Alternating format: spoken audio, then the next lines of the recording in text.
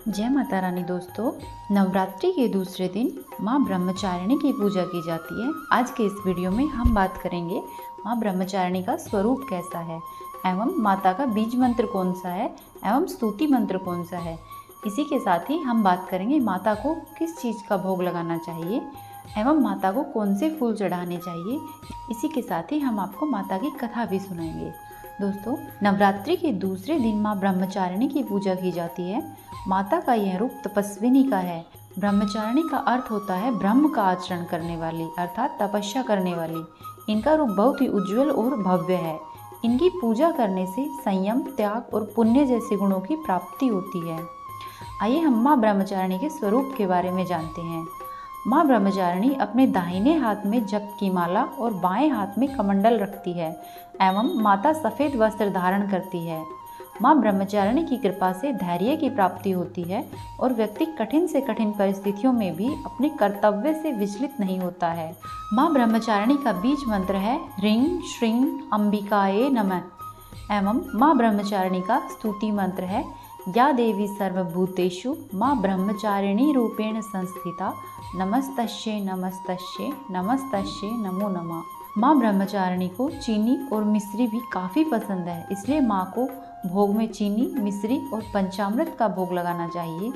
माँ ब्रह्मचारिणी को दूध और दूध से व्यंजन भी अति प्रिय होते हैं, इसीलिए आप उन्हें दूध से बने व्यंजनों का भोग लगा सकते हैं।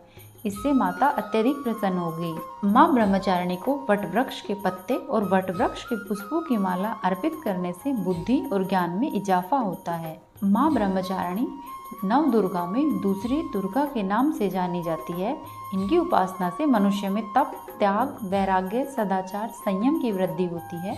जीवन के कठिन संघर्षों में भी व्यक्ति का मन अपने कर्तव्य पथ से विचलित नहीं होता है।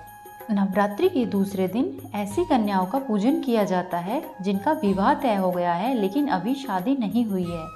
कन्याओं को घर पर बुलाकर पूजन के पश्चात भोजन कराकर वस्त्र एवं अन्य वस्तुएं भेंट किए जाते हैं। आइए अब हम माँ ब्रह्मचारिणी की कथा जानते हैं। माँ पार्वती ही माता सती का रूप है। माता सती ने अपना आत्मदाह कर लिया था क्योंकि माता सती के पिता प्रजापति दक्ष ने हवन करवाया, तब उन्होंने भगवान शिव का बहुत अपमान किया था, जिसे माता सती सहन न कर सकी। वह उन्होंने स्वयं आत्मदाह कर लिया था। देवी सती के वियोग में भगवान शिव ने खुद को सांसारिक जीवन से अलग कर लिया और लंबे वर्षों के लिए ध्यान में चले गए। माता पार्वती जब भगवान शंकर को पुनः अपने पति के रूप में प्राप्त करना चाहती थी, इसलिए माता पार्वती नारद जी के कहे अनुसार कठोर तपस्या करने लगी। इसी बीच देवताओं ने कामदेव से संपर्क किया, जो कि स्नेह, पसंद और प्रेम के देवता है।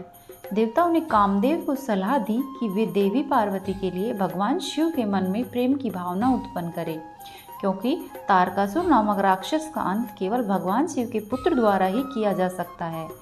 क्योंकि भगवान शिव गहरे ध्यान में थे, इसलिए भगवान शिव की तपस्या भंग करना जरूरी था। इसीलिए कामदेव ने भगवान शिव पर प्रेम बाण चला दिया। ऐसा माना जाता है कि एक बार भगवान शिव अपने ध्यान में परेशान हो जाते हैं तो वे अपना रुद्र रूप धारण कर लेते हैं।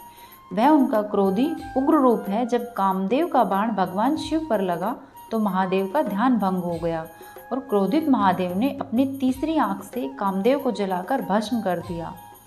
वहीं दूसरी ओर नारद जी के कहे अनुसार माता पार्वती भगवान शंकर को अपने पति के रूप में प्राप्त करने के लिए अत्यधिक कठिन तपस्या कर रही थी। इस तपस्या के कारण ही माता का नाम ब्रह्मचारिणी पड़ा, क्योंकि माता ने 1000 वर्ष तक केवल फल मूल खाकर ही व्यतीत किए और 100 वर्षों तक केवल शाक पर निर्वाह किया। कुछ दिनों तक कठिन उपवास रखते हुए देवी ने खुले आकाश के नीचे वर्षा और धूप के भयानक कष्ट सहे।